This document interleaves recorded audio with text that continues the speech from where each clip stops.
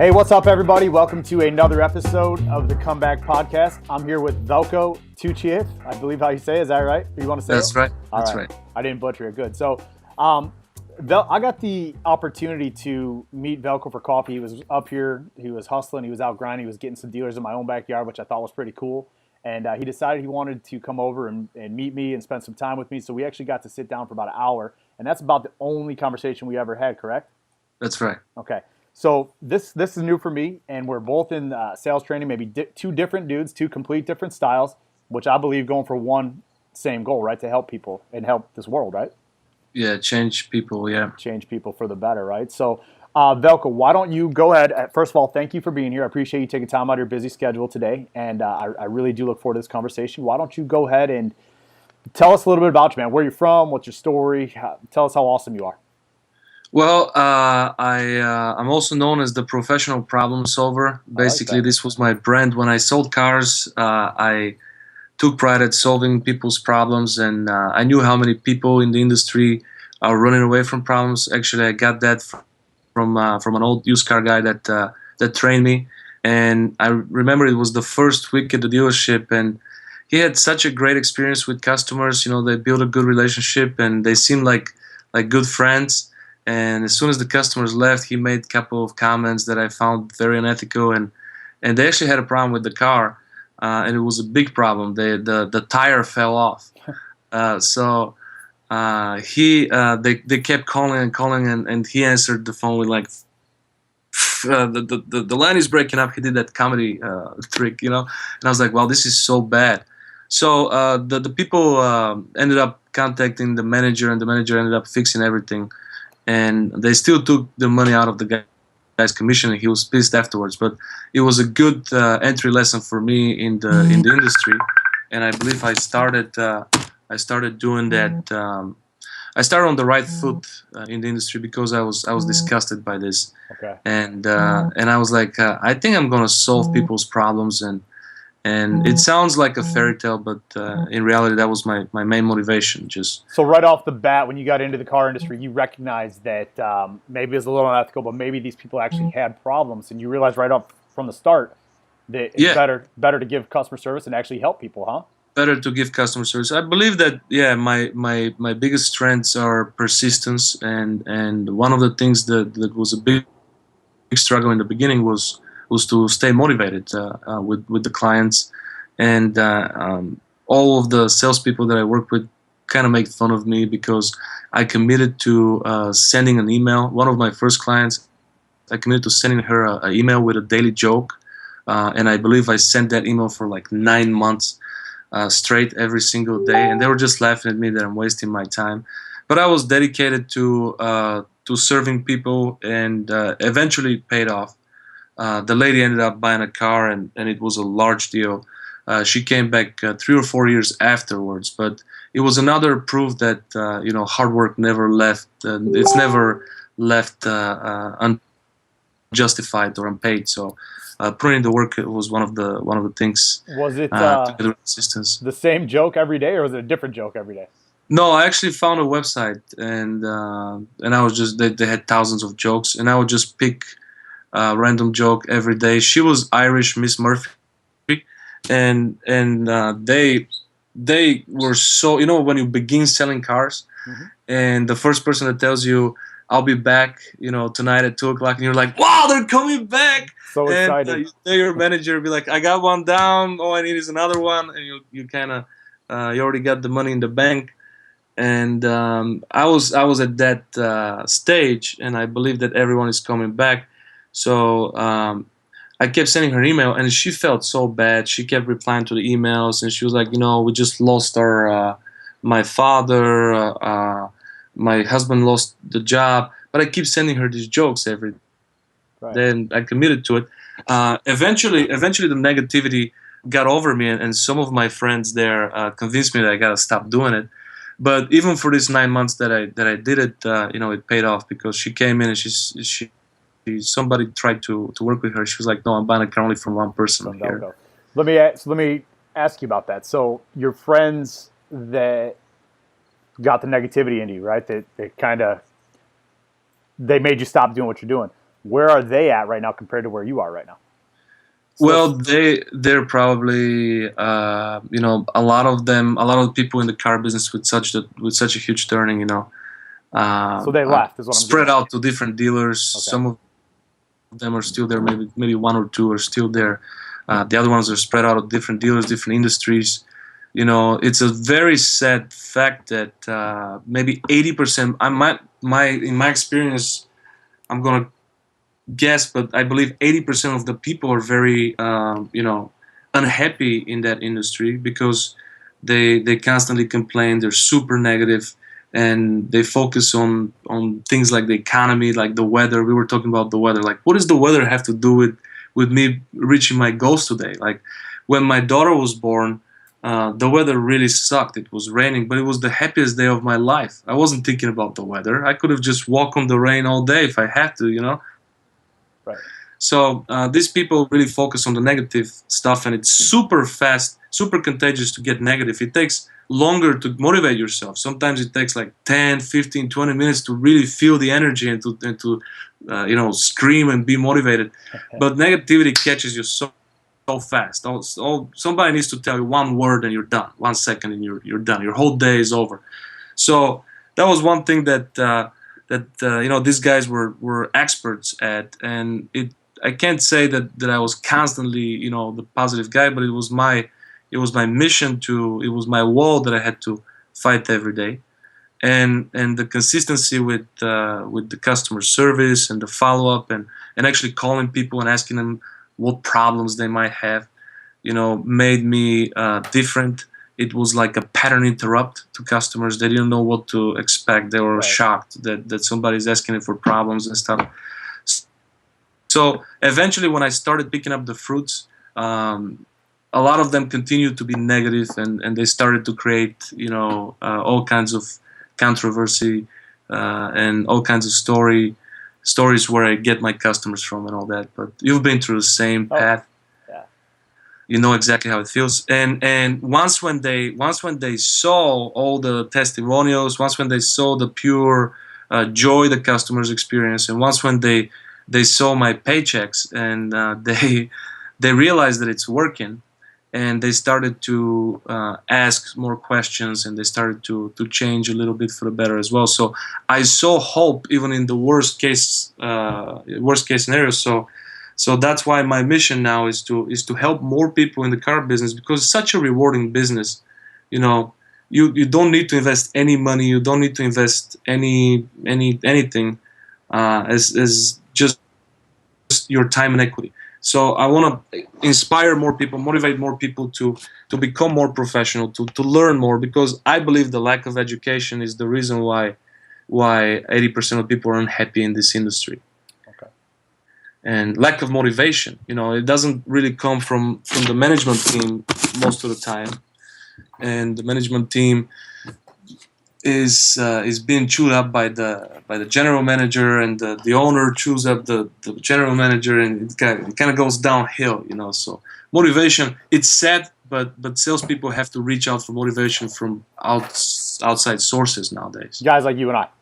Yes, Exactly. guys like me and you, and we need to help as many as possible, because it's a big industry, and since the very beginning, I took a totally different swing at this career, and I wanted to take pride at what I do, and I took pride, and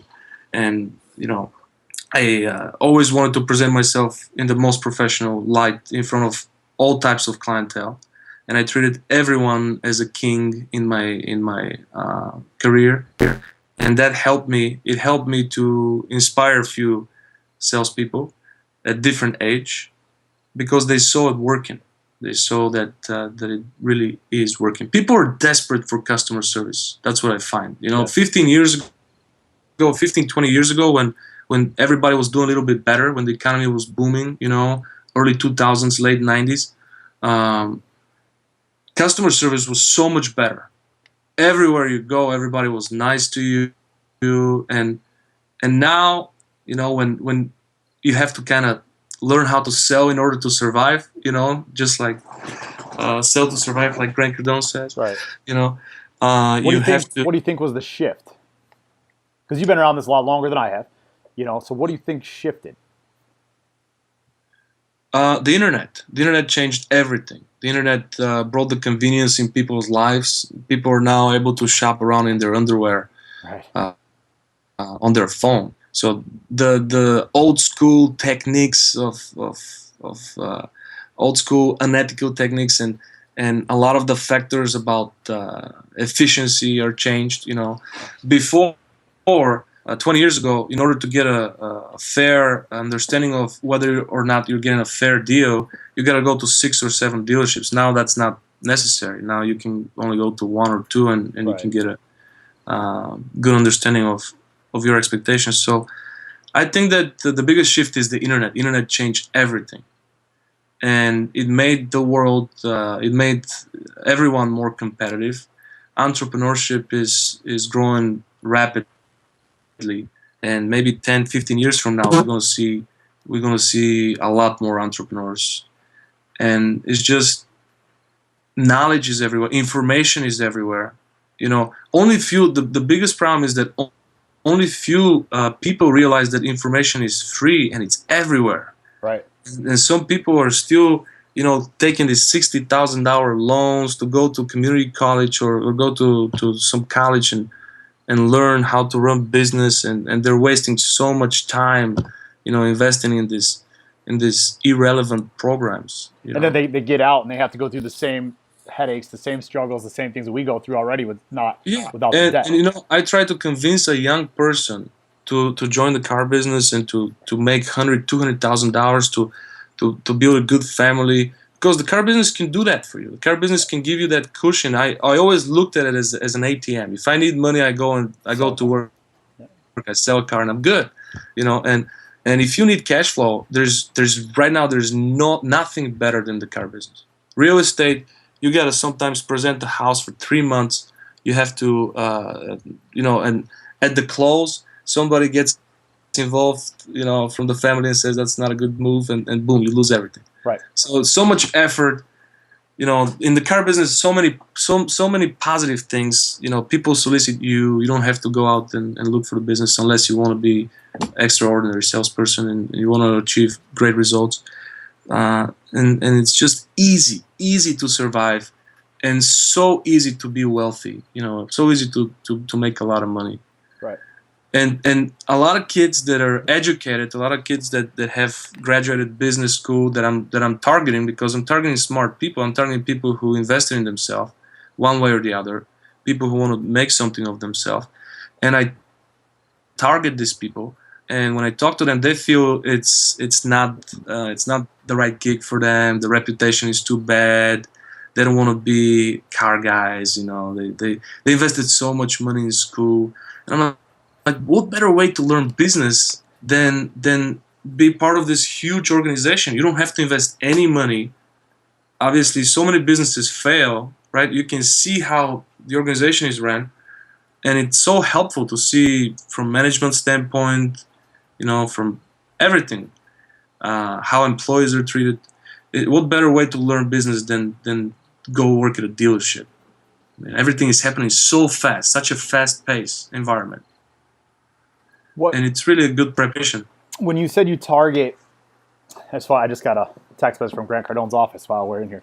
But when you say you target these guys, okay, these entrepreneurs, these guys that went to school, these business kids, are you trying to switch them into our industry, or is this or are they already in the car industry? I didn't understand that. No, they're not. They're not. I'm trying to. So like your friends and people say, hey, look, come on, check this out. I made multiple 6 figures. Like, this is the real deal. Because a lot of people that, like some of my friends and some of the people that know me, that didn't, before I got in the car business, I didn't realize what was there, right? Because I was brick and mortar, building other businesses, doing what I do, and I had to lose everything and find a place that would accept me, which was the car business. And now I made multiple hundreds of thousands of dollars selling cars.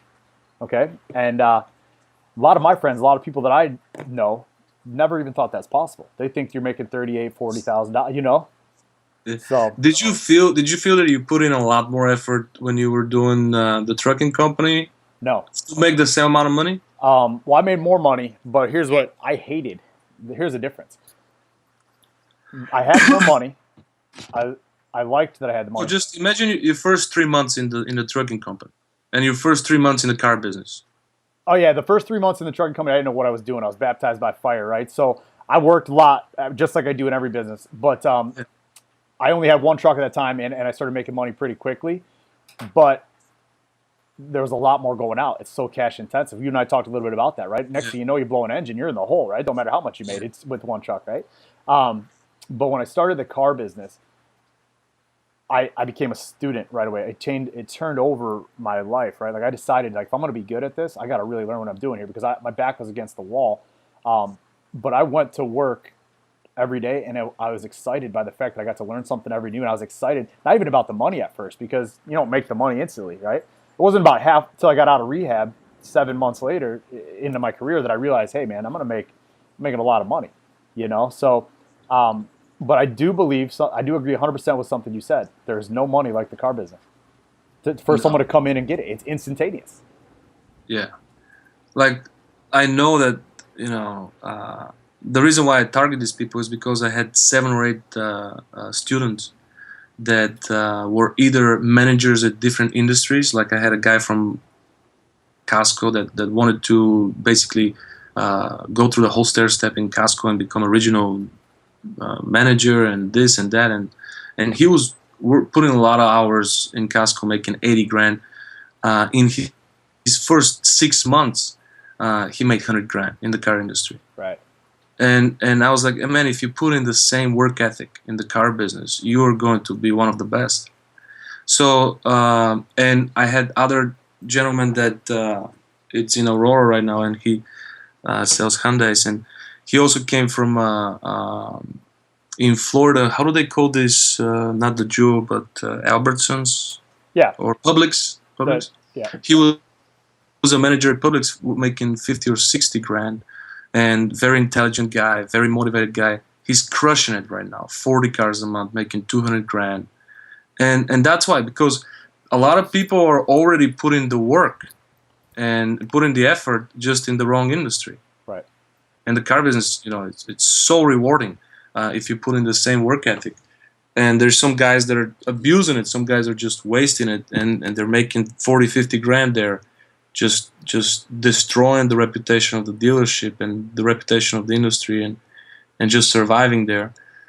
And I think it's crazy how easy it is to make 50 grand and how easy it is to make 200 grand in sales. And a lot of people are just pulling back because of the reputation, because of the lingo we're using. I don't know, Okay. but we're turning a lot of young people off, and not too many people want to join the car business. Now, see, I haven't came into contact with a lot of people that are doing 50, 60 grand in another industry that want to make the jump. I haven't really networked enough, I guess, with other people to try to switch them into our community or into our industry, because I'm actually wanting to help these guys that are already in the industry, right?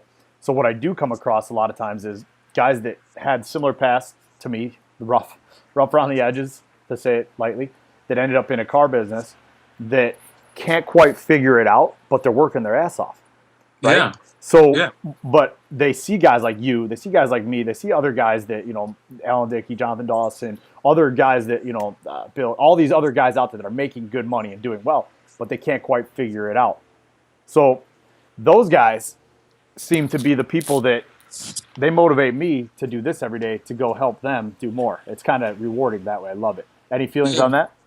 Because I think that's the best combination, because I consider myself, to a certain extent, street smart and book smart. You know what I mean? So when people try it the hard way, and when they do the hard labor, when they try different things, but they have that desire to be somebody one day, and to make a lot of money, and to be successful, and to be proud, and to leave legacy, and they're just looking for the way. There's plenty of guys like that, and those are the guys that I want to help, because you can't really teach desire, So these guys, they have the desire. You can see it in their eyes, and they're like, man, just teach me how to do it. Show me show me some, and you, like you said, they're putting in the work. They're not afraid to put in the work. They're willing to sacrifice, and that's one form of love, one form of loving what you do. When you sacrifice in order to become somebody, or to get something, um, you you either love yourself or you love what you do. Right. So those are the factors that will determine, how much I'm gonna get invested with somebody. Because there's some guys that are not as motivated, some guys that don't have the desire, some guys that they can't help their ego, and the ego stay like in front of them, and they can't learn. So, but you hit it right on the nail. These are the people that deserve the most help, and these are people that will take what you give them and run with it, and will change somebody else's life one day, because they realize what they went through, and they're more grateful. Right. They really understand how easy this is now, and all I had to do is change myself. All I had to do is be more disciplined. All I had to do is, exchange some of my habits for better habits. And when they realize, they get inspired, and because they're strong people, because they're willing to try again, and because they're not afraid to fail, and they're not afraid to ask for help when they need it, they're able to become motivators afterwards. Let's talk about something you said. So, you and I both started in the car business at zero cars, right? What shift in your life, for like some of these guys listening out there, when did you make the decision to be great at, because you're a great salesman, one of the best. So how did that happen? Typically there's some sort of, in my thing, it was getting out of rehab, being broke, right? I made a shift and decided I was going to be awesome. What shifted for you? Well, before I started selling cars, I was bartender, and I used to make good money bartending, but nowhere near as the potential I could have made selling cars. And a lot of the people at the restaurant, a lot of my regulars, kept saying, "Man, you gotta start selling something. You're such a pure, natural salesperson. You're wasting your time in this bar." So I started in the car business with I can't say high level of confidence, but I was a little cocky, when I was starting. I was like, I know how to sell. I know how to sell. I know all this. And the first month, it was I was little shocked. I remember my first client was a really tough deal, Polish guy, and he gave me $40 tip, and I was like, wow, that's pretty good. I'm getting commission plus tips. That's nice. And but on the third month, the 90-day phenomenon happened to me. So I had like a 12-car month, then 14-car month, and on the third month I dived. I had like 3-car month, and I went to my manager and I told him, "Listen, I need some type of training." And that was in 2007, 2008, when the big three was going on, when the car industry was going to the toilet, and I was like, I need something. I need some type of education. I know I can do better, and I need to do better. And he gave me, he put me on a program with Joe Verdi. Joe Verdi gave me the basics, and Joe Verdi inspired me to become an average salesperson. No, but he gave me really the foundation. And then I had another breaking point. I read Brian Tracy's book, and that was the first time salesman of the month. The only reward was you get to pick any car to drive. So the new 300C came out. Obama used to drive one of these, and I drove a Chrysler 300C, and that was like, wow. But I was 22 years old, Okay. So I picked that car, and then they beat me the next month, and I was like, oh, I'm not number one anymore. Then I learned the lesson, from zero to hero, because I celebrated for too long. I celebrated for like 10 days, and they beat me the next month, and I was like, I want to get back in the game. I was back into average again. So I went back to my GM's office, and I asked for training. He said, well, just do Joe Verdi. And I was like, no, I don't want, I want something better, something more. And nothing against Joe Verdi. He's absolutely great. But then he gave me Paul Cummings' CD about negotiations and closing, and I was just wowed. And I remember Paul saying, if you follow my instructions in the CD, you are going to become dangerous in the car business. And after listening listening to that CD religiously for a week. I literally listened to the CD at home, in my car, everywhere, and I started repeating the words from the CD. And I had my first Saturday. I sold 4 cars, and it was amazing. There were crazy deals. Like one of the deals was, the person said, "I would never buy a red car," and I put him in a red car. The other person said, "I'll never buy a car with miles," and I sold him a demo. So all 4 deals were like outstanding, and all I had to do is just ask them differently, in a different way, and I learned these techniques from the CD. And I told my GM, "I'm becoming dangerous in the car business. I want to become dangerous in the car business." And he said, "Man, my man, you already are." So then I started selling like 20, 25 consistently from that point on, and I started becoming salesman a month every month, and kind of kept my title every month, and I was more competitive guy.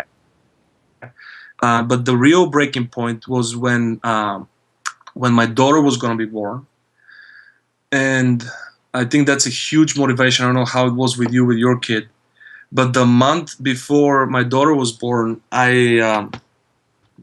had one of the biggest months in my career.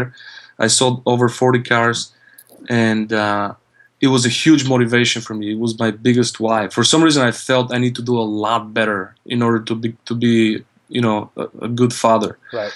And then I changed everything. I changed my schedule. I committed to selling 30 cars every month, and work 4 days of the week, so I can spend 3 days with my family, so I can be a father, so I can balance my life.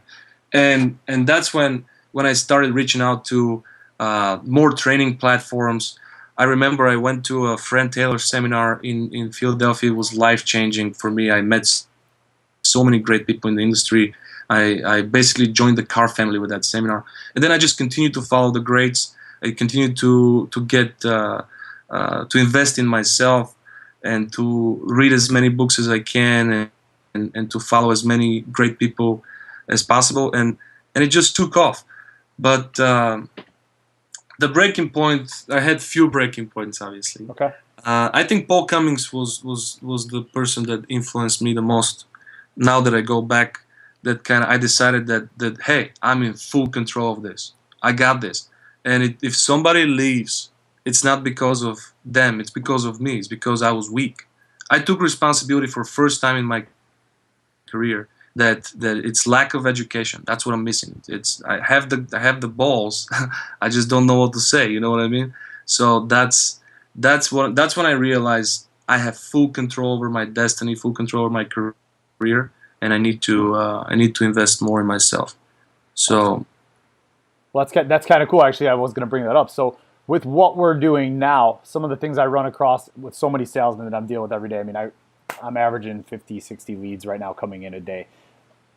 Probably 90% of them don't believe in what we do. Right? They don't believe it in investing in themselves. I mean, 10% is still good. That's still a good number, right? But how do we get these guys, even if they don't want to buy, even if they don't want to buy you, or they don't want to buy me, or they don't want to buy Dawson or Dickie or Grant or whoever it may be, how do we let them realize that on the other side of the coin, when you turn the page and you peek around that curtain, and you actually believe in yourself and invest in yourself, and that you need a mentor, that there's more out there? Like, any advice for them to maybe take that jump, take that leap, like you were talking about? For me, I believed I needed to learn right away, so I got GC, and he meshed with me, and I was ready to roll. So for you, what's your advice? Well, my advice is to really take a look at their surroundings, the people they're talking to on a daily basis. What do they put in their subconscious? Because in this world, if you're not catching on, the world is so fast. Like, just imagine 5 years ago, the way it was, and if you don't catch on real quick, you miss a lot of trains. And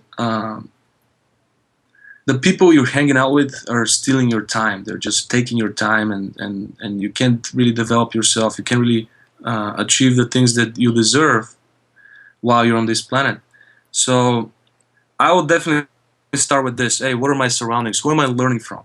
Who am I? Because we are all copying something or somebody, right? If you're not copying a human being, then you're watching a TV show and you're copying some things of the TV show. It's on subconscious level. We don't control that part, but we're going to copy particular behavior that we learn. Like, it's scientifically proven that women who watch Desperate Housewives struggle in their personal relationships.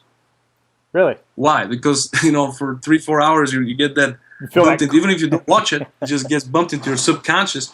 Then you're gonna be negative. As soon as your boyfriend comes in, you'll be like, "Oh, that's exactly what the guy said on the TV show. He must be cheating on me." You know what I mean? So definitely start with self-awareness.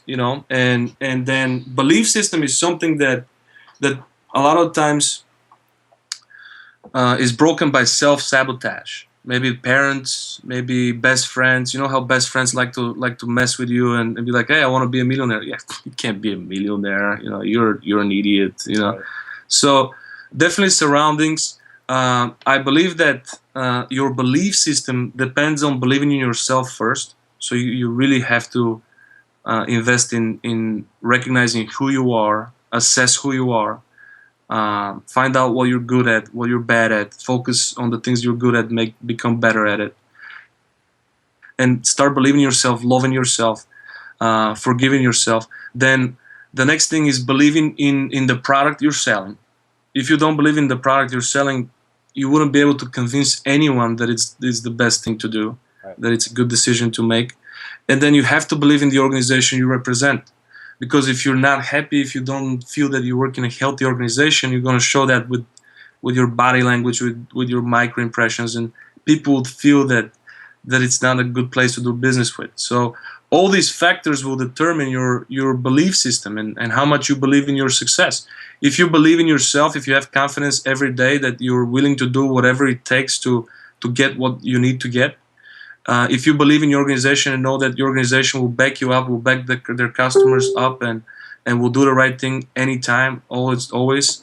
And if you believe in your product and you know that your product saves people's lives and it improves their quality of life, then you are going to have great attitude. Would you agree? Absolutely, man. You go to work with great attitude, believe in everything. You're aligned. You go to work, you have great attitude. Only if you have great attitude, you could produce massive action. Because if you don't have great attitude, you don't feel like doing anything. No. If you're indifferent, if you have okay attitude, sometimes you can go work out, and go to work and still be indifferent. You have the energy, but you're sitting at the desk and you're talking shit about the Cubs and the Sox. Like, who cares?